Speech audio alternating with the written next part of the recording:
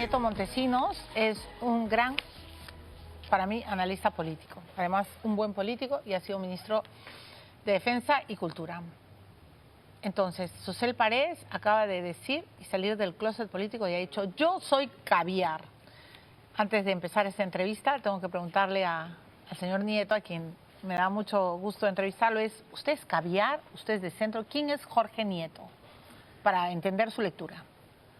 No me siento, cuando dicen caviar, no me siento identificado. No se siente representado. Nada de lo que yo he logrado en mi vida me ha sido regalado, nada.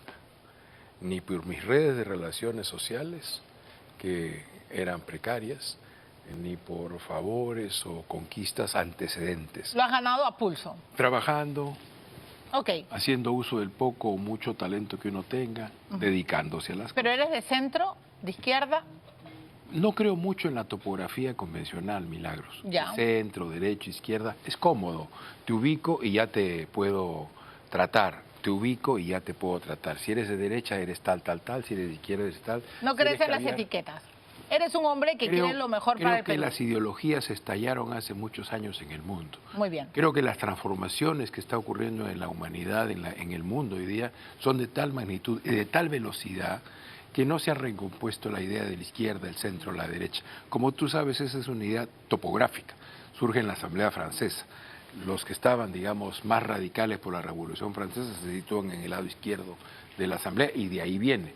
Pero en realidad, cuando tú te pones a pensar en los grandes dilemas contemporáneos, la paz, el cambio climático, la deuda social, la deuda ética, ¿dónde está la izquierda y dónde está la derecha? Ahora, si tú desciendes al terreno ya concreto de la cruel política, tú has visto gente que defendía, por ejemplo, los derechos de las mujeres, pero se callaron la boca cuando el señor Castillo No, y ahora si no le parecía que eso era correcto. Y si analizamos el triunfo de Pedro Castillo, o sea, podríamos decir que hubo y tuvo muchos votos en San Isidro, ¿no? Esa región que Aníbal Torres dice que es de los pitucos y de los oligarcas y de los blancos, y donde gente por el antifujimorismo terminó votando por Pedro Castillo. Estoy de acuerdo en que la situación es demasiado compleja. Le hacía esta antesala, señor Nieto, porque quiero saber su punto de vista.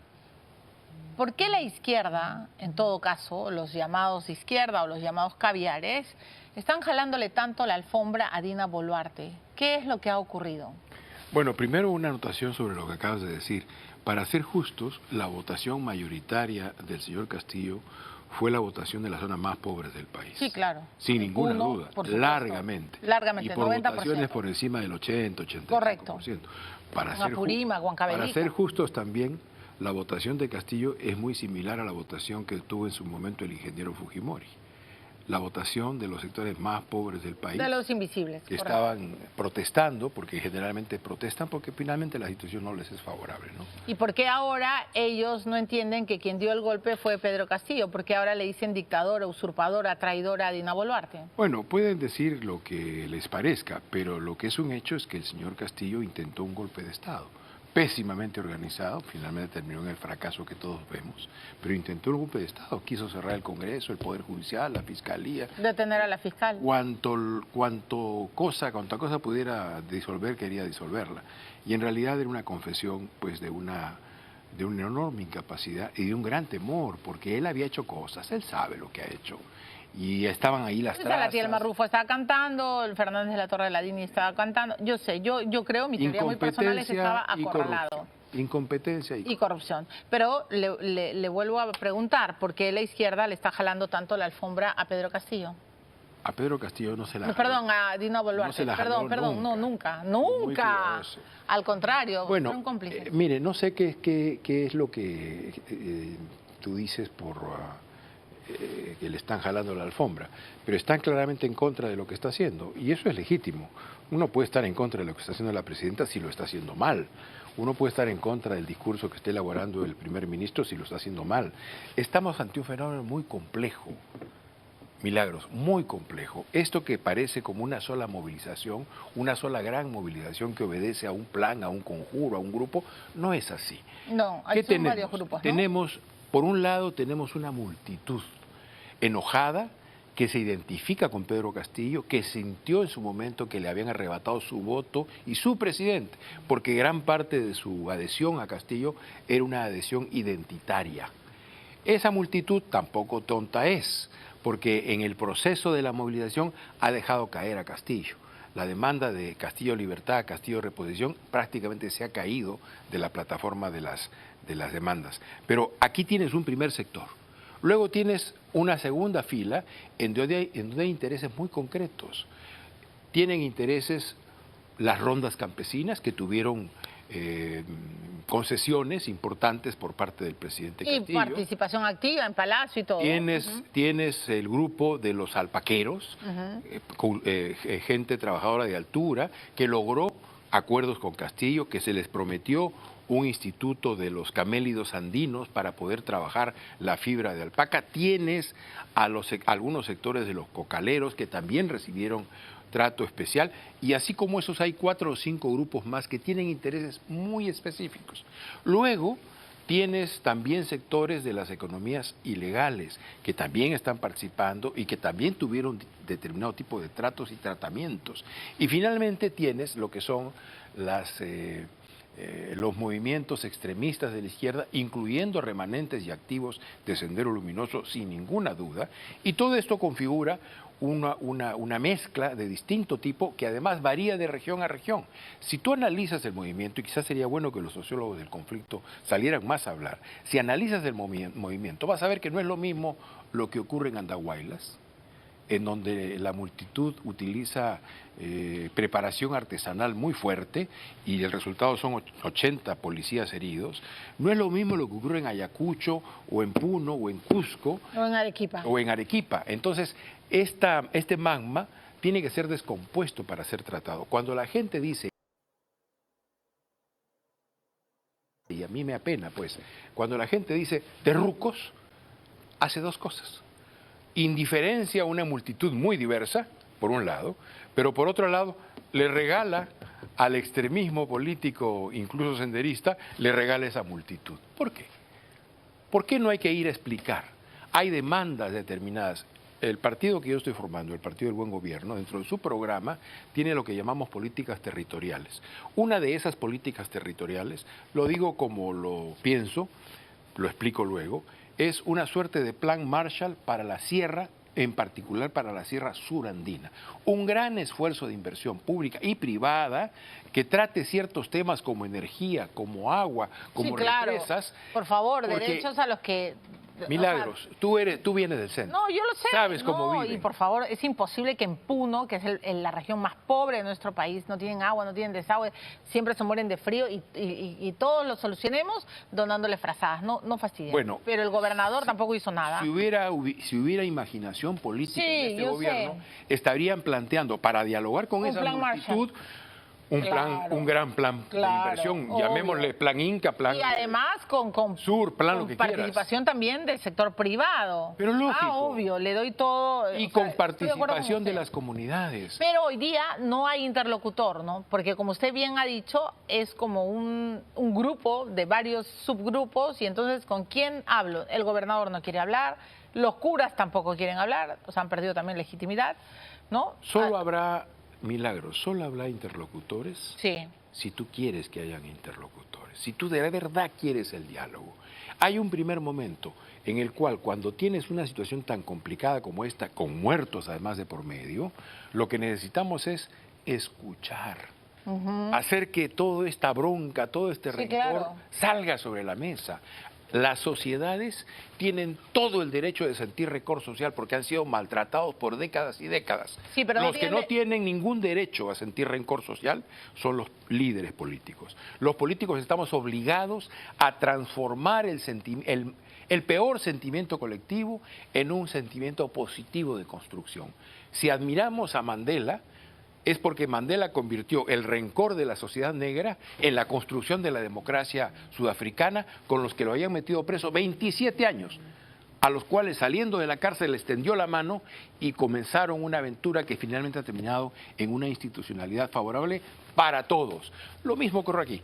Cuando yo escucho discursos como los que hemos escuchado en los descentralizados, o los discursos del señor primer ministro, o lo del presidente del partido, o lo del presidente de la República, tratando de enconar, de arrinconar, yo digo, no tienes derecho al rencor, tú no tienes derecho, la sociedad sí, pero tú no. Y lo que haces al colocar el rencor en primer plano es hacerle un daño, porque en el Perú, Milagros, así como en Argentina en el siglo XIX, Sarmiento dijo que gobernar era poblar, en el Perú gobernar es unir. Y tú fuiste testigo de lo que hicimos cuando atendimos al niño costero. Por supuesto. No solamente no fue sabes la cómo acción. le agradezco que diga eso. Gobernar es unir. Los políticos tienen que unir en lugar de dividir. Y tenemos que transformar los sentimientos que están ahí y que son legítimos, porque tú lo sabes. Pero yo sé, guardan injusticias de además décadas. lo logró con el niño costero. Yo paraba impresionada de esa enorme capacidad que usted tuvo para unir a todos, incluso los que se creían enemigos, perro, pericote y gato. Pero ¿cómo se logra eso ahora?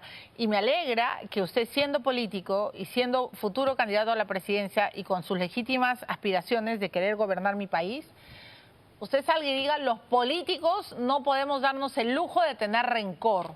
Tenemos que escuchar. Bueno, los políticos hoy día, en lugar de escuchar, lo único que le están diciendo a Dina Boluarte es renuncia. No todos, ¿no? Sino de un gran sector, con mucho apetito por el poder, porque han perdido además su cuota de poder. Pero ¿cómo hacemos para que todos se sienten en una gran mesa? No el acuerdo nacional, que hoy día es un fiasco, creo, no sé qué pensará usted, pero ¿cómo hacemos para que todos se calmen, se serenen y digan, no puede haber más muertos, no se pueden tomar más carreteras, no se puede asfixiar a la gente, el gas no puede costar 150 soles en Madre de Dios, por favor? ¿Me dejo entender? ¿Cómo hacemos? bueno, lo primero es tener la voluntad de dialogar. ¿Y usted cree que Dina no la tiene? Yo creo que el gobierno no está demostrando eso. ¿Por Cuando qué? yo escucho el día de ayer el discurso del señor primer ministro, y es un discurso en donde se dice unas cosas, pero inmediatamente se vuelve al terrucos.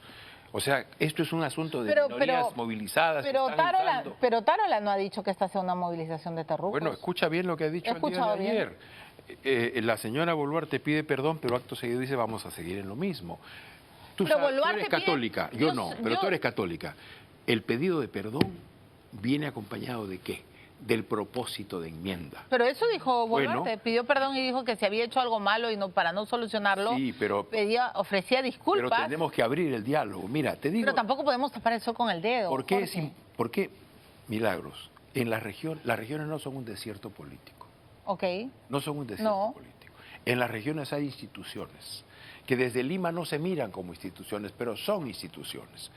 ¿Tú crees, te he mencionado partes de esta movilización que aparece como coaligada en ciertas circunstancias, pero tú crees que si, por ejemplo, el Ministerio de Agricultura convoca a los alpaqueros, dedica un presupuesto para organizar ese instituto de nuestros camélidos andinos y darle viabilidad a una industria que tiene serias dificultades y darle futuro y horizonte, ¿tú crees que se van a negar al diálogo? A la primera quizás te digan que no, y quizás a la segunda, pero te aseguro que a la tercera van a tener que ver. Pero si Boluarte ha llamado al gobernador de Puno, y el gobernador de Puno lo primero que le ha dicho en su cara es renuncie. Yo misma lo he entrevistado al gobernador, o sea, por Dios santo, tienen que hablar. Tú recordarás. Para hacer un plan Marshall hay que decirle también a las autoridades lo que se tiene que hacer. Y tienen que tener imaginación. Ya, ¿y qué pasa si la autoridad dice, no, pues contigo no, los jojolete, primero renuncia? Bueno, se insiste pues, porque se insiste. ¿Cuántas veces tuviste durante el Niño Costero al poblador enojado, gritándome, porque estaba enojado y tenía el barro hasta la mitad de su casa? ¿Qué hacíamos? Lo escuchábamos. Su enojo tenía sentido, tenía razón. Y mi función como político y como autoridad era escucharlo y contenerlo. Cuando había botado toda su rabia, ¿qué pasaba? Comenzábamos a trabajar. Y cuando habíamos trabajado, ¿qué ocurría? Terminábamos entre abrazos. No ocurrió una vez, ocurrió varias veces. Bueno, ¿y lo que crees que hoy día Dina no está escuchando y eso no está conteniendo la rabia? Mira, te digo cosas más. Los tenientes gobernadores de todas las zonas del país, especialmente de las zonas, son autoridades. Son autoridades, con toda la ceremonia de la autoridad. Sí. Los colegios profesionales, las mesas regionales de lucha contra la pobreza, distinto tipo de organismos en los cuales uno puede ir a abrir poco a poco el camino del diálogo. Y hay que insistir, porque la iniciativa está en quien gobierna, no en quien protesta, en quien gobierna. En el momento en que tú cedes la iniciativa al que protesta, has perdido. Hoy día yo veo que se reducen los márgenes. Pero frente a la turba, ¿cómo le echas agua fría a la turba? Para que te escuchen por lo menos. Para eso están los canales a través de los cuales, organizados de esa misma multitud, con los cuales puedes poco a poco tender puentes y abrir conversación. ¿Y por qué no le aceptaste el premiarato a Dina? No es que yo no le acepté. No es que yo estaba dispuesto. Por primera vez estaba dispuesto. ¿Y qué pasó? El señor Castillo me subió 3 veces el premierato. Yo sé, y las 3 veces le puse condiciones que no pudieron ser claro, atendidas. por ejemplo, traer ministros y él dijo ni muerto, pues, porque tenía que conseguir... Y explicar la corrupción. No, y además, claro, tenía que pagar explicar la favores. corrupción. Porque tengo que ir a la pausa, pero solo dime una línea porque le dijiste yo no a Dina. Yo planteé que para poder desarrollar un gobierno eficaz frente a esta situación, el gobierno tenía que hacer algo elemental, que es reconocer la responsabilidad política de las muertes. Milagros, no nos podemos acostumbrar a una democracia que ve morir 47, 48, 49 de sus ciudadanos, incluyendo un policía, y no pasa nada. Lo exigí sistemáticamente con los 8 muertos que tuvo Castillo desde las revueltas de Huancayo, de los agricultores y de los transportistas. Nunca, ni el gobierno, ni el presidente, ni el primer ministro, ni el Congreso, que pasó la vergüenza de que fuera Aníbal Torres al Congreso a pecharlos, a burlarse, a desafiarlos y a irse sonriendo tan tranquilo porque no fueron capaces de tomar responsabilidad política por 8 ciudadanos muertos. ¿No vamos a tomar responsabilidad política por 48? ¿Vamos a tener una democracia enferma que se construye sobre la base de ciudadanos muertos? ¿Nos vamos a acostumbrar a eso? Yo debo recordar siempre al señor de la Jara, que en 1981, ministro del Interior de Fernando Belaúnde Terry, con un muerto, un joven estudiante en el Cusco en unas manifestaciones, esa mañana presentó su renuncia. Ya es decisión del presidente o la presidenta decir te acepto o no te acepto, pero tiene que haber asunción de responsabilidad política. Sin eso, toda palabra que diga perdón no puede ser creída. Aquí hay responsables y tienen que asumir su responsabilidad. Muy bien, perfecto, hemos escuchado a Jorge Nieto. Ahora tenemos que ir a la pausa, si no yo voy a tener que asumir mi responsabilidad de ser cortada. Ya venimos. Hoy tengo ganas de darme un gustito y yo sé que aquí en Plaza Norte hay muchos